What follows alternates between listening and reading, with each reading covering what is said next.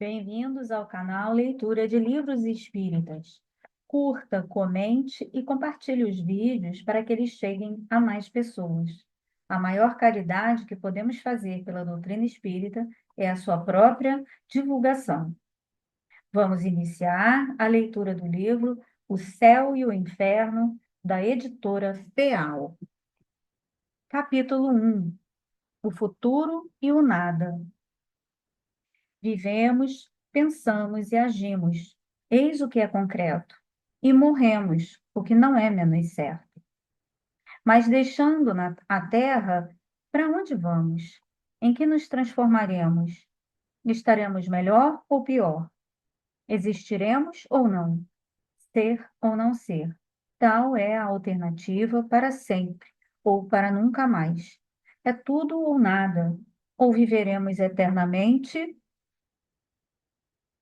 ou tudo estará acabado, sem volta. Vale bem a pena pensar sobre isso. Todo homem sente a necessidade de viver, de aproveitar a vida, de amar, de ser feliz.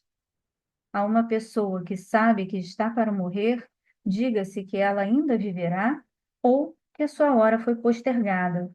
Diga-se, sobretudo, que ela será mais feliz do que nunca e seu coração vibrará de alegria. Mas de que serviriam tais aspirações de felicidade se um leve sopro pudesse desfazê-las? Poderia Deus, cuja bondade se revela por uma solicitude tão constante, até mesmo com o menor dos insetos, lançar à terra a criatura de sua predileção unicamente para fazê-la sofrer sem possibilidade de compensação, sem nem mesmo lhe dar o tempo de desfrutar, ainda que fosse por algumas horas? Não seria um engodo dotar o homem de desejos que jamais devessem se materializar? Um absurdo fazê-lo nascer para a dor e lançá-lo no dia seguinte no nada? Há algo mais desesperador do que a ideia da destruição absoluta? As afeições sagradas, a inteligência, o progresso, o conhecimento laboriosamente adquirido? Tudo seria desfeito, tudo estaria perdido. Qual a necessidade do esforço para nos tornarmos melhores, para reprimirmos as paixões, para enriquecermos o nosso espírito, se daí não devemos colher fruto algum, sobretudo ante a ideia de que amanhã talvez isso não nos servirá mais para nada? Se assim fosse, a sorte do homem seria 100 vezes pior do que a do selvagem, que vive inteiramente no presente, na satisfação dos seus apetites materiais, sem aspirações com relação ao futuro. Uma secreta intuição nos diz que isso não é possível. Pela crença no nada, o homem inevitavelmente concentra seu pensamento na vida presente. Não haveria, com efeito, por que se preocupar com o futuro do qual nada se espera. Essa preocupação exclusiva com o presente o leva naturalmente a pensar em si antes de tudo. É, portanto, o mais poderoso estímulo ao egoísmo. O incrédulo é coerente quando chega à conclusão: desfrutemos enquanto aqui estamos, desfrutemos o máximo possível, pois depois de nós tudo estará acabado. Gozemos depressa, porque não sabemos quanto tempo durará. Assim como há essa outra, bem mais grave, aliás, para a sociedade. Desfrutemos, não importa a custa de quem, cada um por si. A felicidade, cá embaixo, é do mais astuto. Se o escrúpulo religioso restringe a ação de alguns, que freio terão aqueles que em nada creem? Para estes, a lei humana somente alcança os tolos, e por isso dedicam seu talento a maneiras de dela se esquivarem. Se há uma doutrina nociva e antissocial, é certamente a do neantismo.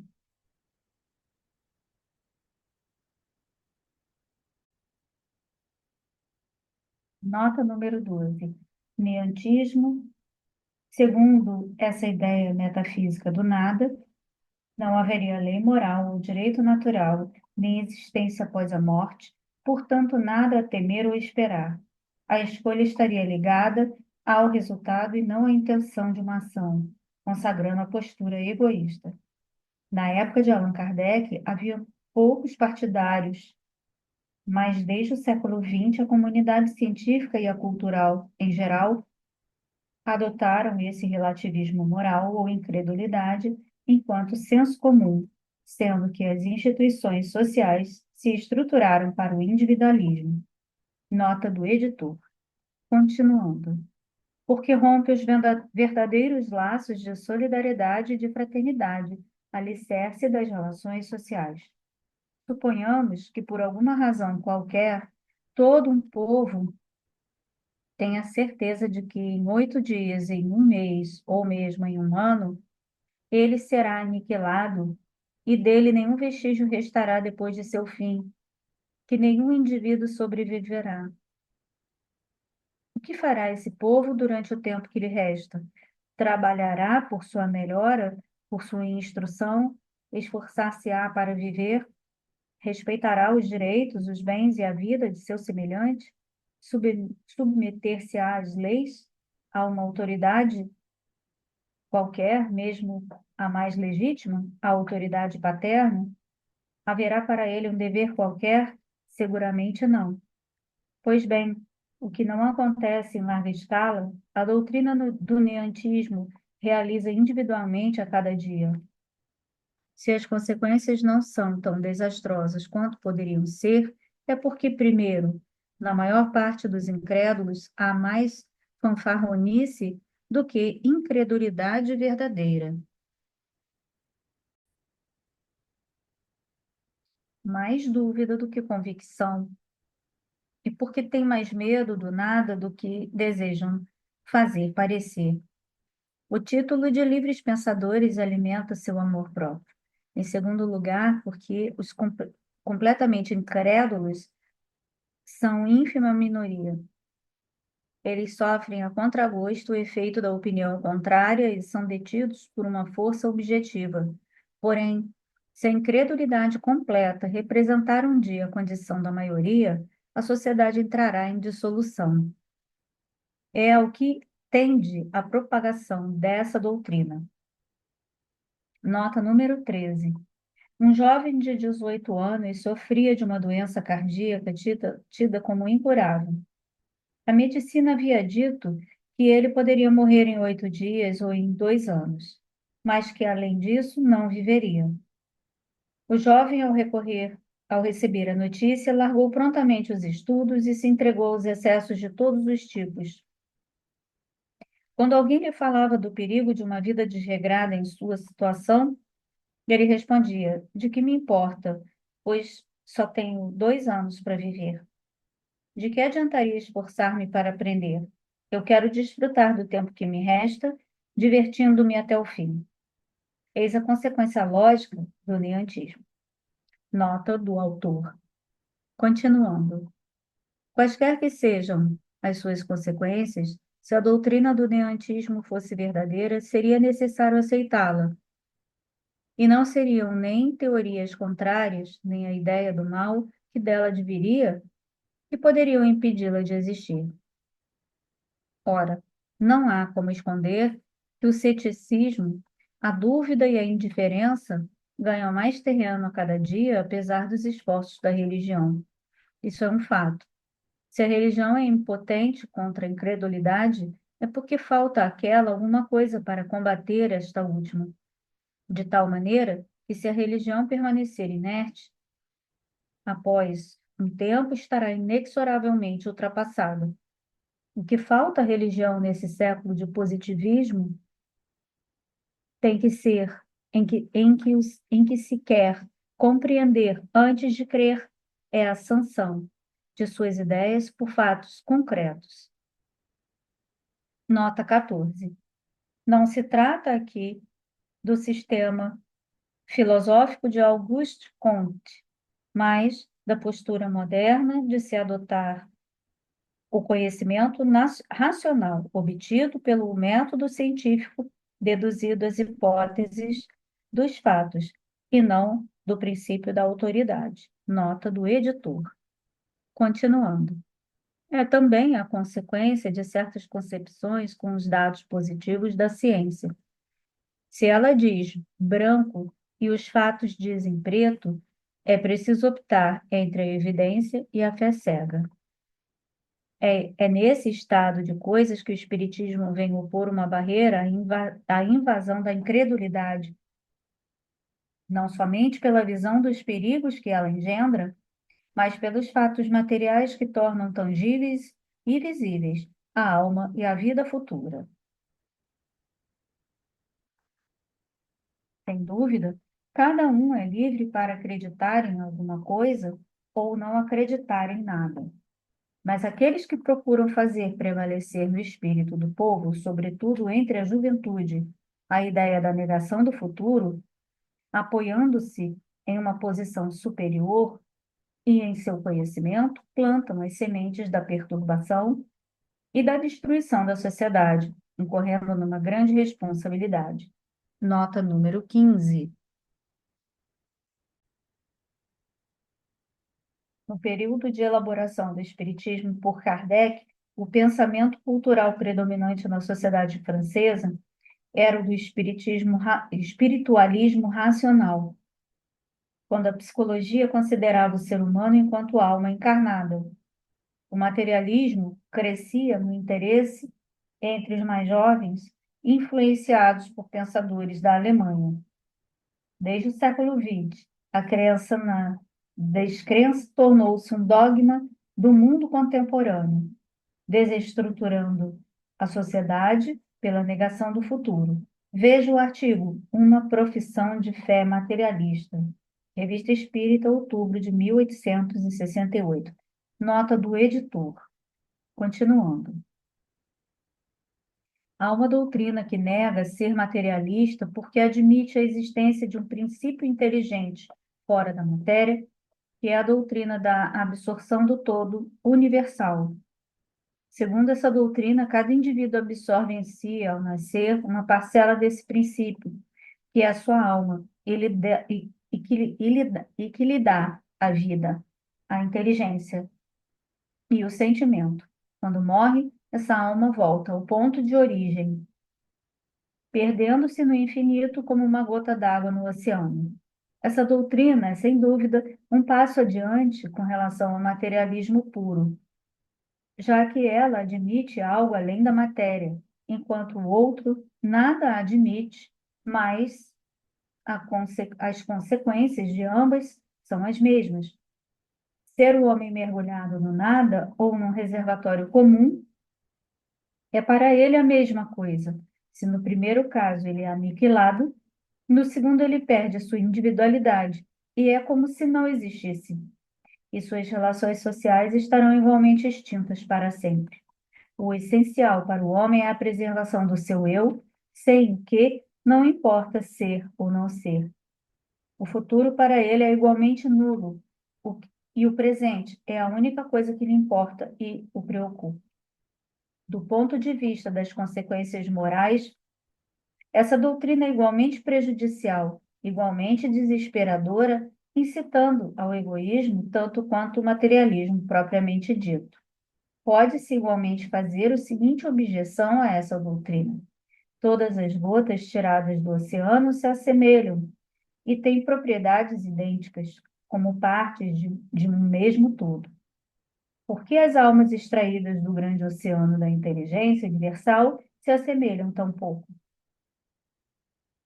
Por que o gênio ao lado da estupidez, as virtudes mais sublimes ao lado dos vícios mais ignóbeis, a bondade, a doçura e a mansidão ao lado da maldade, da crueldade e da barbárie? Como podem as partes de um todo homogêneo ser tão diferentes umas das outras? Alegar-se-á que a educação as modifica?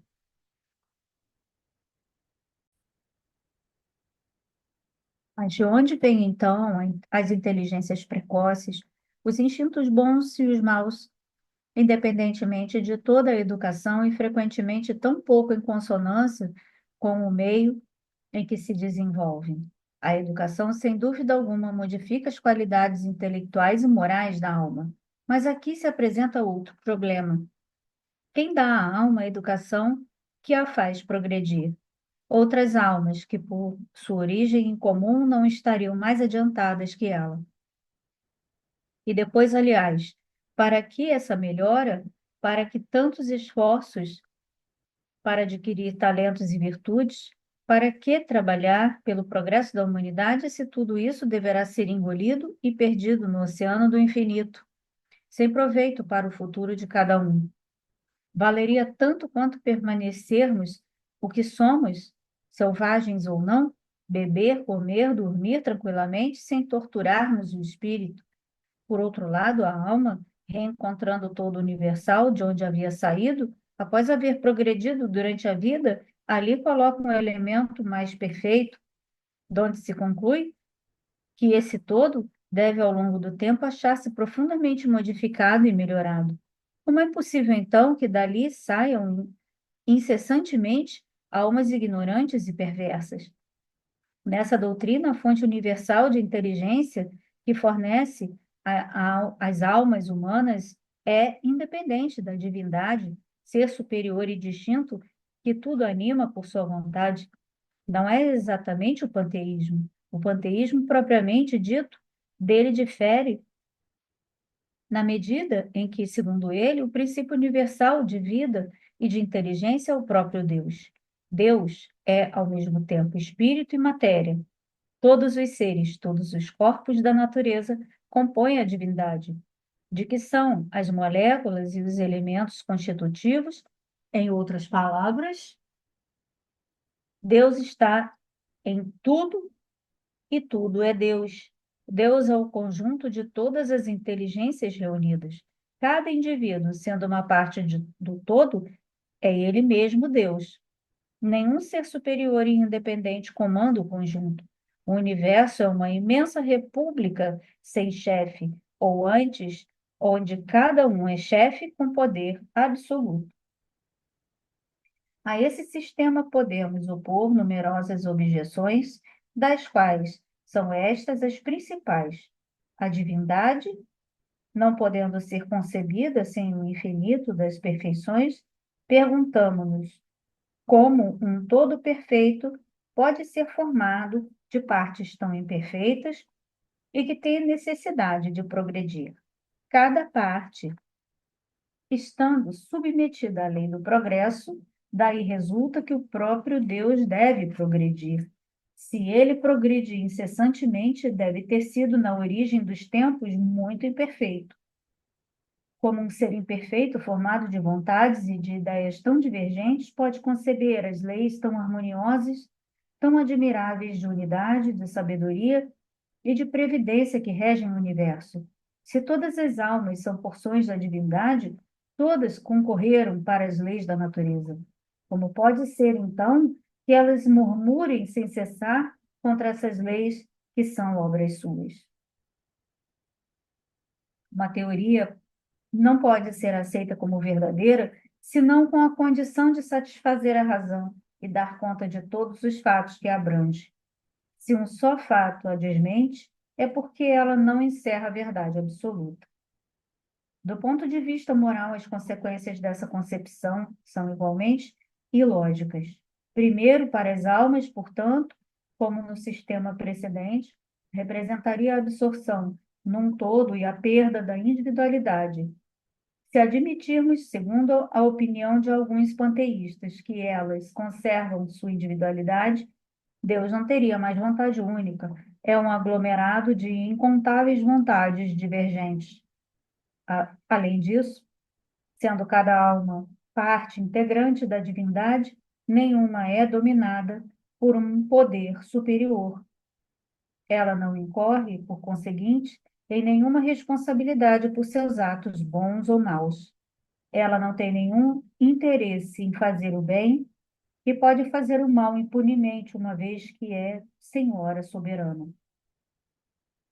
Além do fato de que tais sistemas não satisfazem nem a razão, nem as aspirações dos homens, deparamo-nos, como se vê, com dificuldades intransponíveis, porque tais sistemas são incapazes de resolver todas as questões que levantam.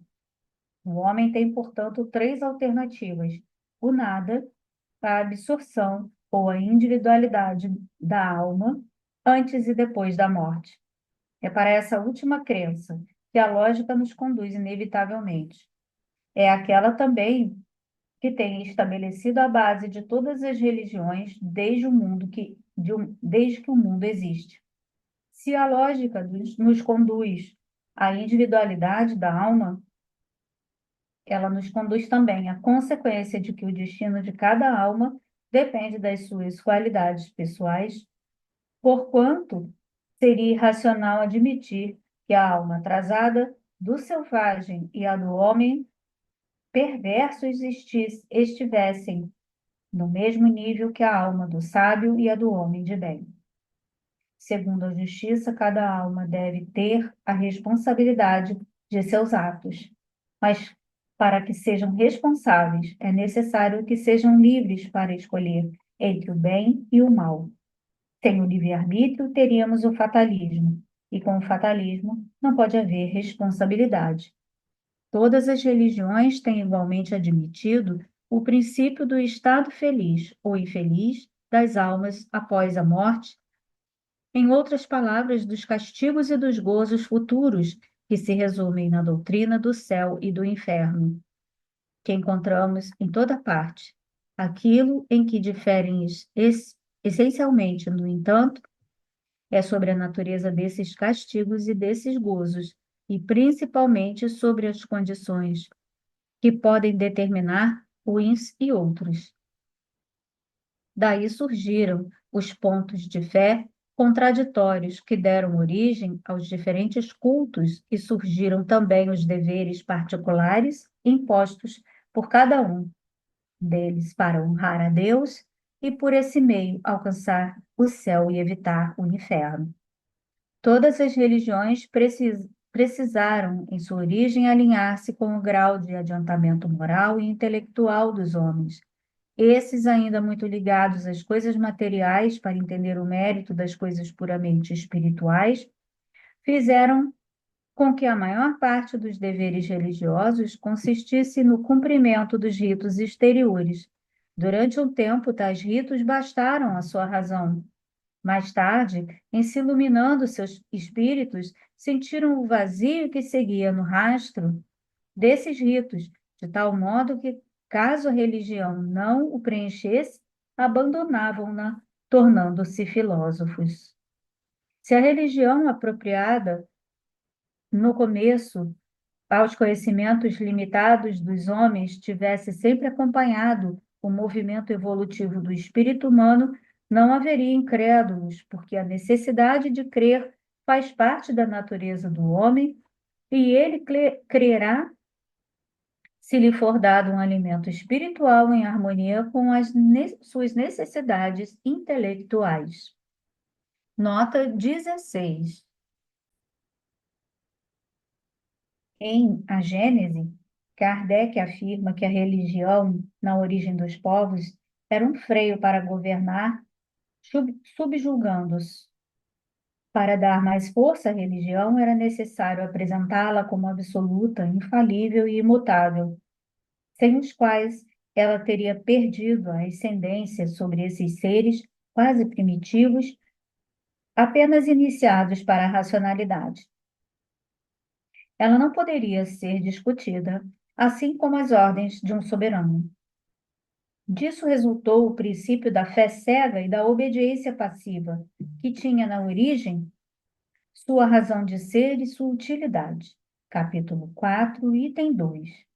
Sem meios seguros para a observação da realidade espiritual, essas coisas primitivas estavam repletas de erros. Nota do editor. Continuando. Ele quer saber de onde vem e para onde vai. Se lhe é mostrado um objetivo que não responde nem às suas aspirações, nem à ideia que ele faz de Deus, nem aos dados concretos que lhe fornece a ciência, e se ainda lhe são impostas para atingir tais objetivos, condições que sua razão indica ser inúteis, ele repudiará o todo. O materialismo e o panteísmo ainda vão lhe parecer mais racionais porque neles se discute e se raciocina. Raciocina-se em falso, é verdade, mas ele prefere antes raciocinar em falso a não raciocinar de modo algum.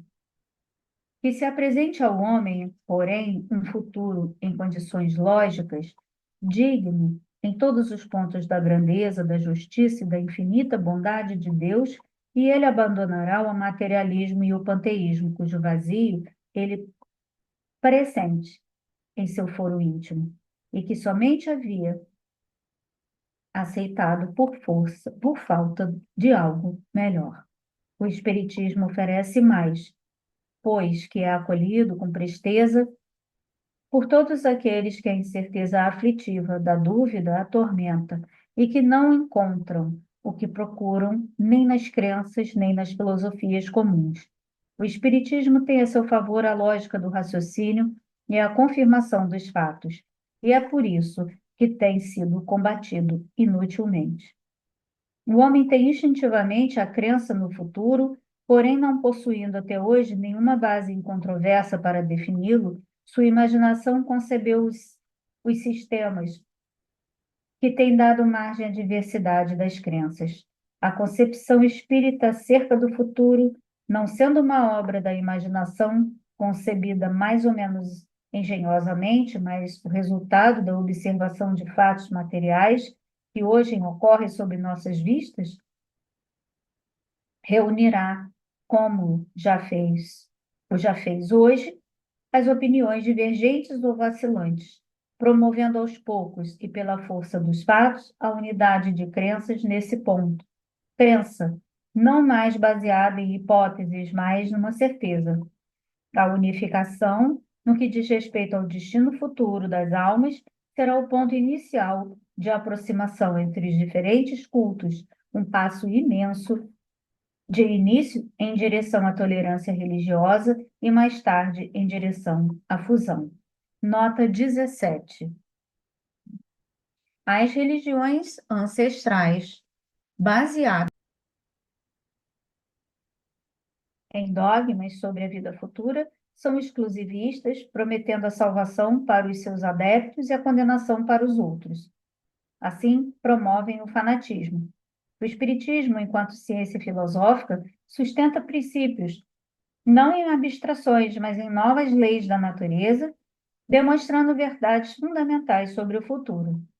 Assim, explica Kardec, essa teoria será o da universalidade da cultura humana, promovendo uma ampla solidariedade, pois, longe de substituir um exclusivismo por outro, o Espiritismo se apresenta como campeão absoluto da liberdade de consciência, combate o fanatismo sob todas as formas, cortando-o pela raiz, anunciando a salvação para todos os homens de bem, assim como a possibilidade para os mais imperfeitos de chegar, por seus esforços pela aspiração, expiação e reparação, à perfeição única que leva à suprema felicidade.